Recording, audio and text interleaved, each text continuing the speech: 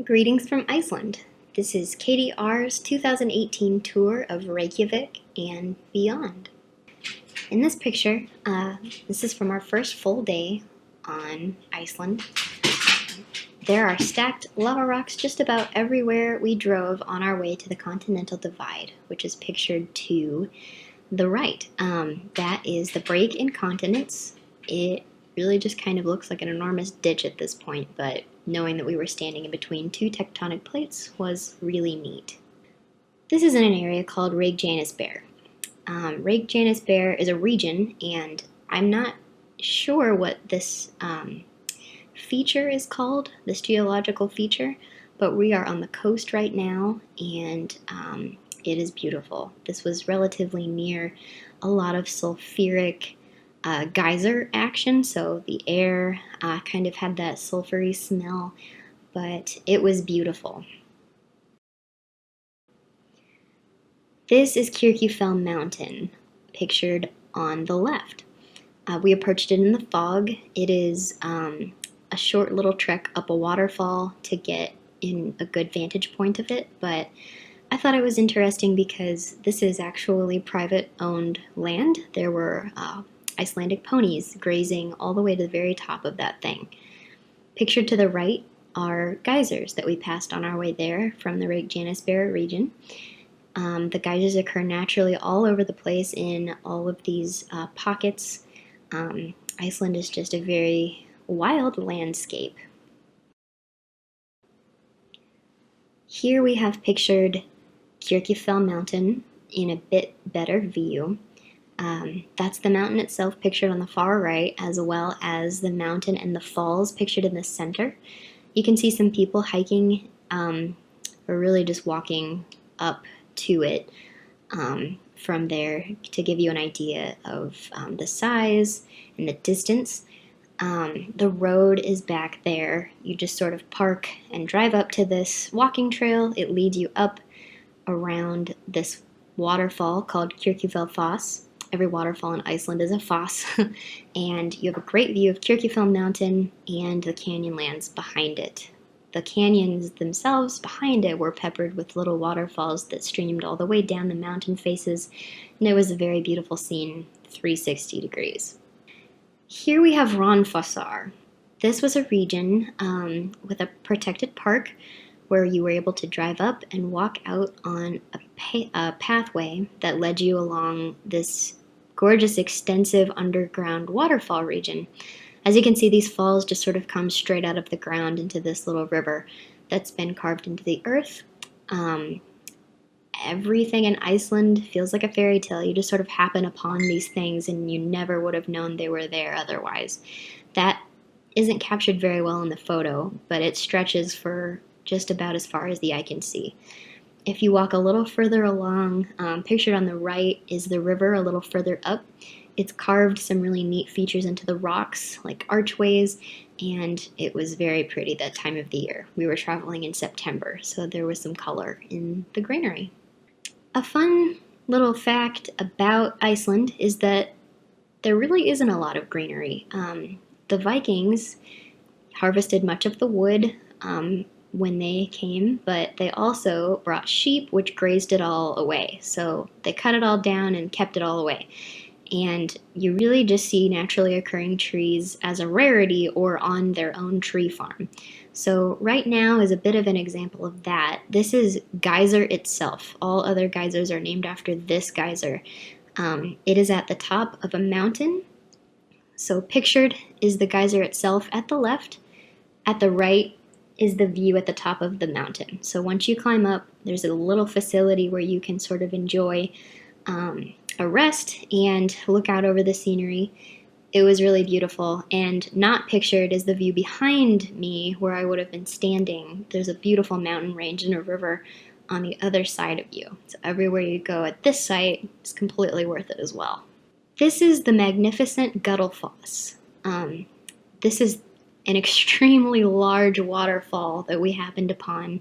This also has a really beautiful visitor center at the top of a hill, but you don't have to go through it. You can drive right up to the site and then hike over to it if you feel like it. I'm not sure if you can tell, but to the left, you can sort of make out the walking path leading up to the falls. That sort of helps me understand the scale of it. They were absolutely massive, and if you really squint, you can see out on the left-hand side that rock that juts out. That was where the path ended. You were able to stand right in the middle of the falls, and it was magnificent. A short way away from Guttalfoss was a region called Thingvellir, and Thingvellir, we hiked up a hill and found this beautiful waterfall in the river that was actually on top of the cliff face.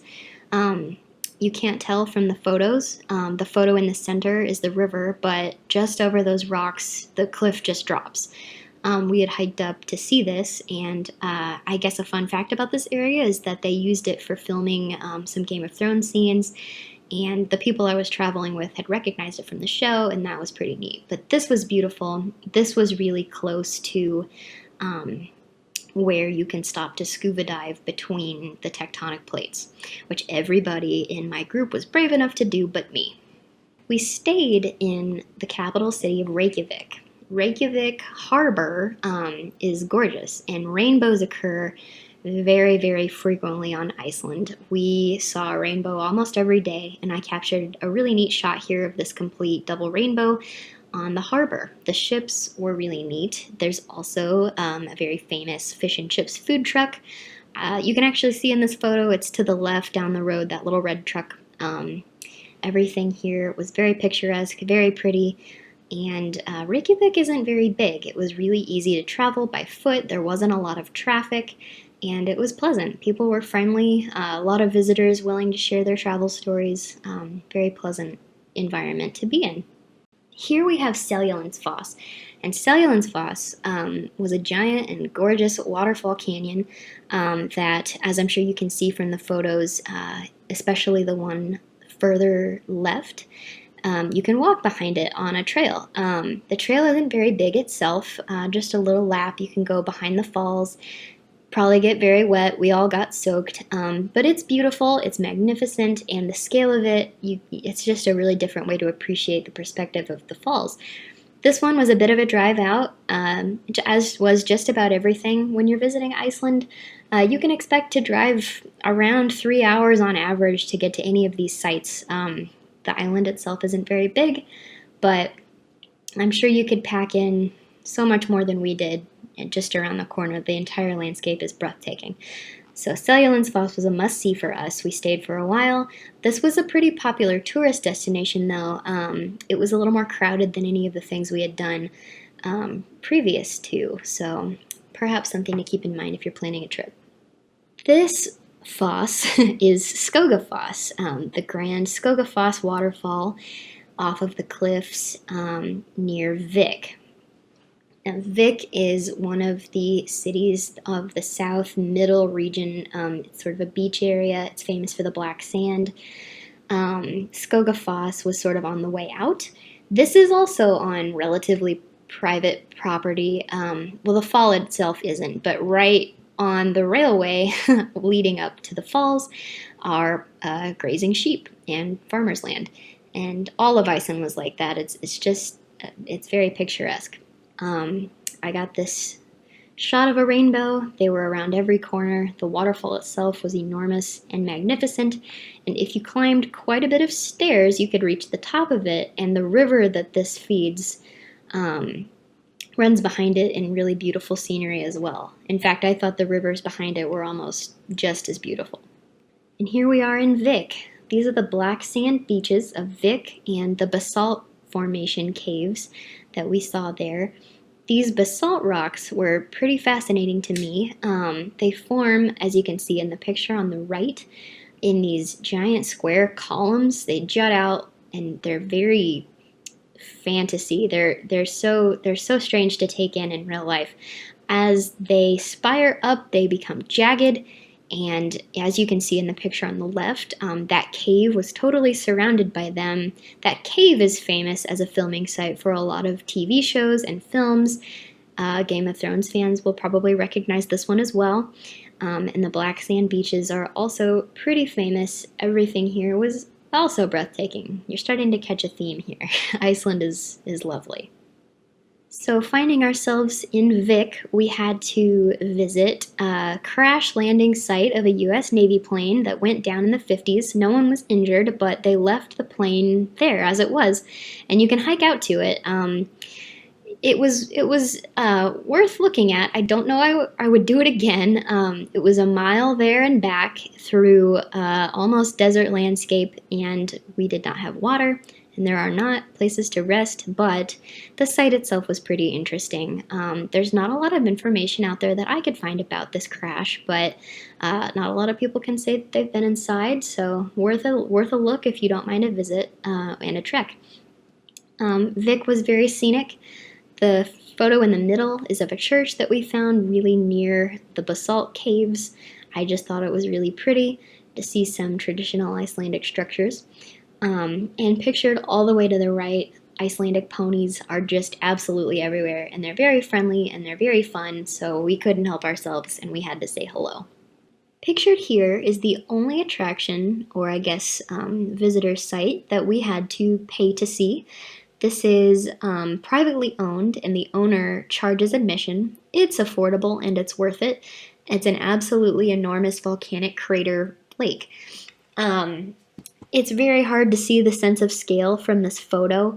If you look really closely at the photo on the right, you can just make out a bit of the red dirt path that leads to it if you look around the top edge of the photo. The pictures here are taken because there's a trail that leads around the entirety of the top. And it was really worth taking in, not only the site itself being amazing, but the scenery around it as well. Black sand beaches are pretty common out in the Vik area, and we drove out to Jökulsárlón, which is home to the Diamond Beach and the Glacier Bay. So there are fragments of icebergs in a nice little lagoon that you can visit. You can even kayak around there. I was not brave enough to do that. There are seals that circle, and it's very pretty. It's very surreal.